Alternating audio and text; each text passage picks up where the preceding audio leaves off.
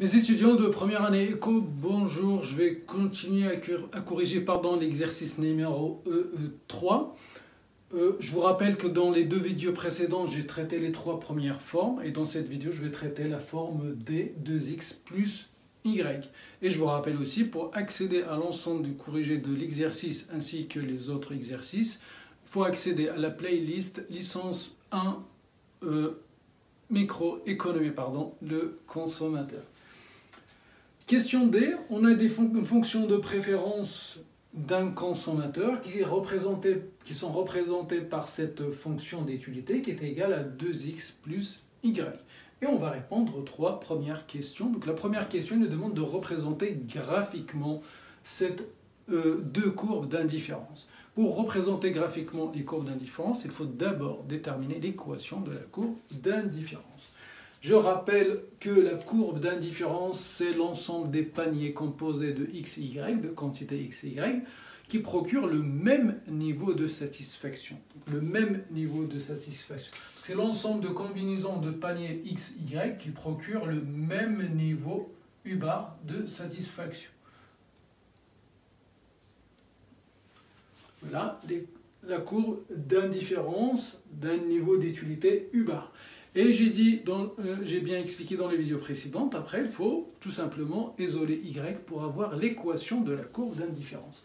Pour isoler y, il faut se débarrasser de 2x, le passer de l'autre côté, ça devient U bar moins 2x. Donc je passe 2x ici, il devient U bar moins 2x. Donc y est égal U bar moins 2x.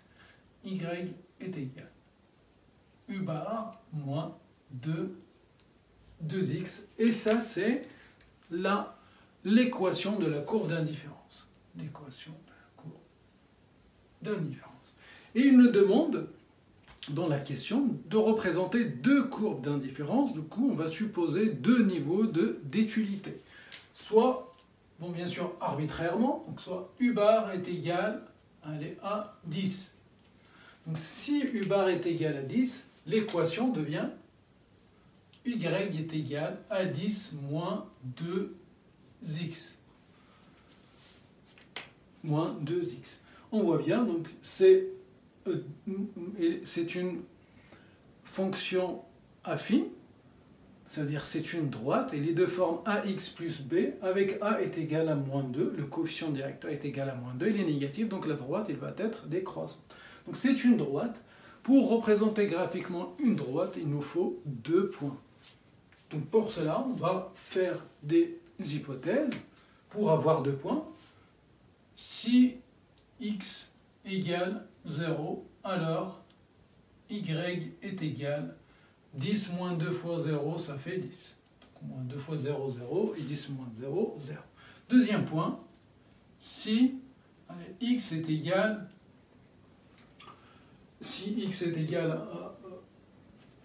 à 5, si x est égal à 5, alors y est égal 10 moins 2 fois 5, 2 fois 5 c'est 10, 10 moins 10 ça fait 0.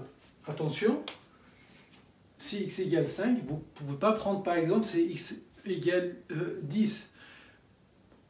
On va dire techniquement c'est possible, mais logiquement ce n'est pas possible. Si vous prenez x égale 10, vous remplacez x par 10, ça fera 10 moins 2 fois 10, ça fait 10 moins 20. Et 10 moins 20, ça fait moins 10. Donc y est égal moins 10. Y, c'est une quantité, la quantité de biens que je consomme. Ça ne peut pas être négatif. Le minimum, c'est 0. Donc si vous donnez à x 10, vous aurez ici une y négative, ce qui n'est pas possible. Donc faites juste attention à ça. Donc on a besoin de deux points, mais il faut que x et y soient positifs. Les deux quantités restent positives. Voilà les deux points pour représenter graphiquement la courbe d'indifférence de 10, d'un niveau d'utilité qui est égal à 10. Il nous demande deux niveaux ou deux courbes d'indifférence. On va prendre une deuxième courbe d'indifférence. Allez, U bar est égal à 20. 30, 40, 15, vous faites ce que vous voulez, ça c'est un choix. Hein. Tant que l'exercice ne vous impose pas les niveaux d'utilité, vous prenez un niveau d'utilité que vous voulez. Pareil, Y devient dans ce cas U bar moins 2x, donc ça devient 20 moins 2x. Et là aussi pareil, pour représenter, c'est une droite, elle est droite, donc fonction affine. Pour représenter cette équation, pour représenter graphiquement cette droite, il faut 2 points. Vous prenez la même chose arbitrairement. Donc après, vous pouvez changer, mais le plus simple, donc c'est x égale 0, y est égal 20. Si x égale 0, moins 2 fois 0, 0, 20 moins 0, 0. La même chose, si x égale, là j'ai pris 5, là je vais prendre 10 pour avoir plus de... vu que c'est possible, donc si x égale 10, y est égal 20 moins 2 fois 10, 2 fois 10 c'est 20, 20 moins 20 c'est 0. Et j'ai le deuxième point pour représenter graphiquement la courbe d'indifférence pour un niveau d'utilité qui est égal à 20. Maintenant, on va passer à la représentation graphique.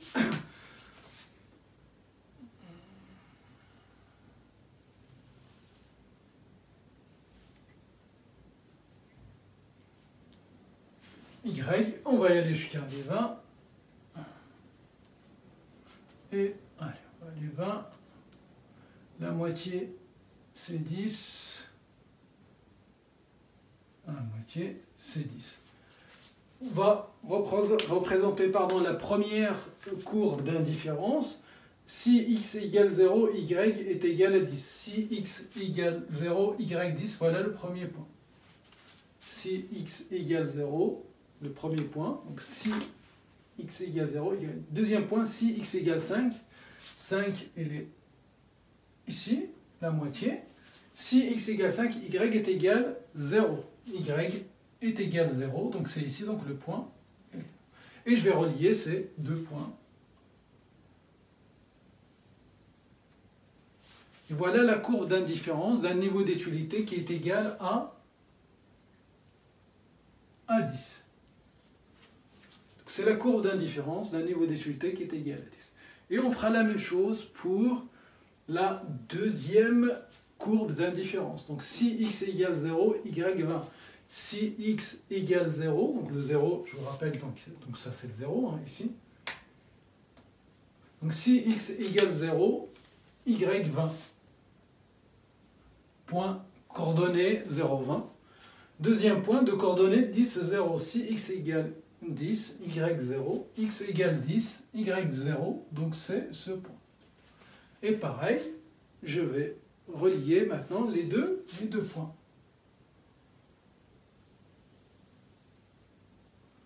Et voilà la courbe d'indifférence pour un niveau d'utilité qui est égal à 20. 10, 20. Donc le sens, pour répondre à la deuxième question, le sens dans lequel l'utilité est croissante, c'est dans ce sens. Plus on s'éloigne ou plus on se déplace vers la droite, plus le niveau d'utilité est important ou plus le niveau d'utilité augmente. Maintenant, pour répondre à la troisième question, qui est la nature des biens x, y, ici, c'est décroissant et c'est une droite. Les deux biens sont parfaitement substituables. Quand la relation est décroissante, c'est-à-dire quand les deux varient dans le sens inverse ou dans le sens opposé, c'est que les deux sont substituables. C'est-à-dire consommer 0 unité de x et 10 unités de y ou 5 unités de x et 0 de y, ça procure le même niveau de satisfaction. C'est-à-dire je peux substituer x par y. Et le fait que c'est droit, c'est une droite, on dit que x et y sont parfaitement substituables. Si c'était une courbe, les x et y sont substituables, mais le fait que c'est une droite, donc c'est parfaitement substituable. X et y sont parfaitement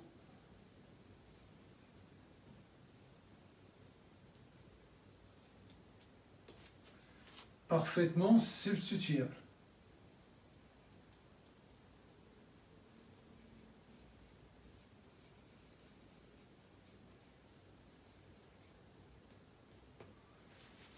Sont parfaitement substituables.